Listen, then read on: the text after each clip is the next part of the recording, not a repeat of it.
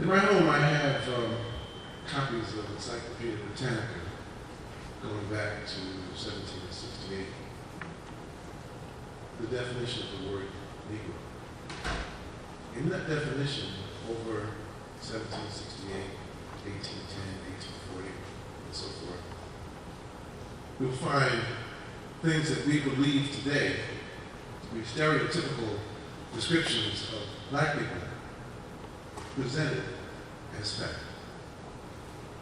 Black people have big skulls, black people have morals, black people are not, black people smell bad. All these things are presented in the embodiment of knowledge in those days as fact.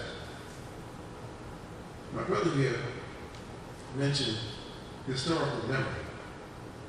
And so this brings up something that occurred probably 10 years ago, during a time when the racial climate in Orange County was rather aggravated, I can say at least. There were people who were murdered on Beach Boulevard. There was a young man who was kidnapped and taken out to Saddleback Mountains and murdered brutally.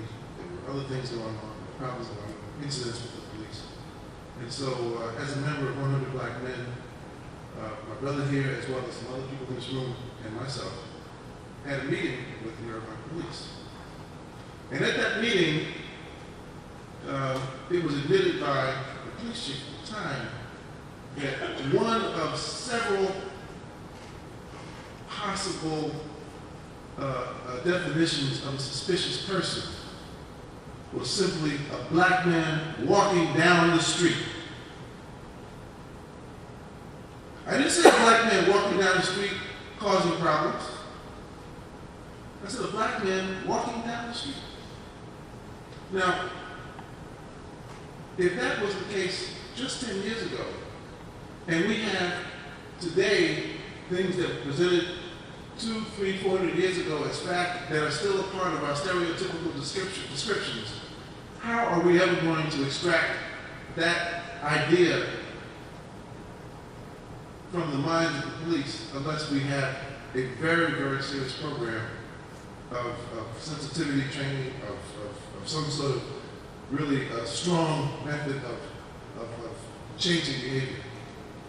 So I offer that to you as something to think about, because it's something that affects a lot of people, and there's evidence of it all around the country, and somehow we're tired of things happening to us that don't seem to happen to other people.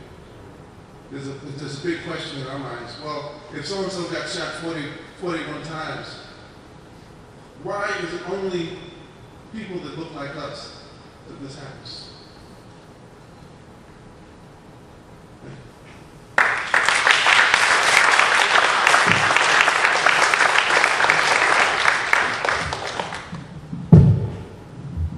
Good morning, gentlemen. My name is Lee Broadway, and I'm a resident of Mission Viejo. I've lived in Orange County since 1966, and I wasn't planning on being here this morning because I'm very busy like most of us. But on Friday afternoon, I received a letter dictating the testimony of Beverly. And Mission Viejo, for most of you know, is just 10 minutes from Ladera Ranch. How easily that could have been me in that car. So I feel this morning I have a responsibility to step up and share a couple of instances that occurred. One in Rancho Santa Margarita about 3 years ago. I was pulled over. I was headed to Starbucks for my $5 cup of coffee. And the police officer asked to see my identification, which was fine. He said it appeared that I was speeding. I won't debate that point this morning because that's not the essence of what I want to share. But as we began to dialogue, he asked me if I had ever been in jail. I am a vice president commercial banker in Newport Beach with my own office. I am a lay minister in a very large church in South County. I've been active in the ministry for 27 years here in the Orange County area primarily and in Los Angeles County. I strive to live my life according to God's word to add value to society. And he asked me if I had ever been in jail. What probable cause did he have to pose that question? If someone could please clarify that for me, what would cause an officer to ask a question of that nature? I drive a new car. I have for years. I dress well. I speak well. I only wanted to know, why would he ask me a question of that nature?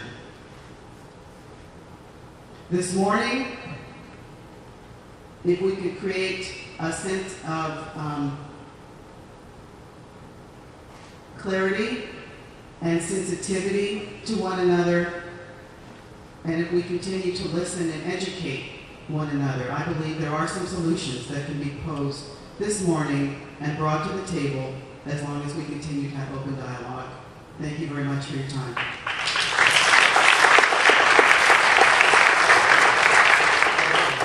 My name is Marion Wheeler, and I have comments going to come in two parts. First of all, as an ex-military police officer, company commander of over 200 men, I want to say that you all look very sharp up there with your uniforms on. I would like to see a few women and a few more black people, but other than that,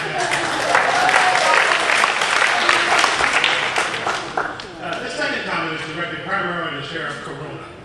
I'm also a criminal defense attorney. I've been in practice here in this county for about 20 years. Your department practices racial discrimination and segregation in the jails.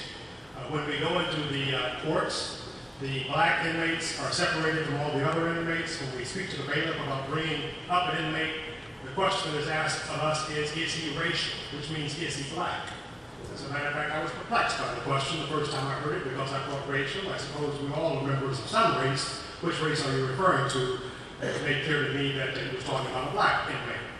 The black inmates are segregated. It's different cells. I spoke to some of them about a week ago. They also are segregated. The manifestation of that is that when we ask for an inmate who happens to be black, he's usually the last person brought up, which means that his case is the last one, or in the last group of those cases handled. He's in the last bus to go back to the jail. That causes him to miss his hot meal and eat a cold meal.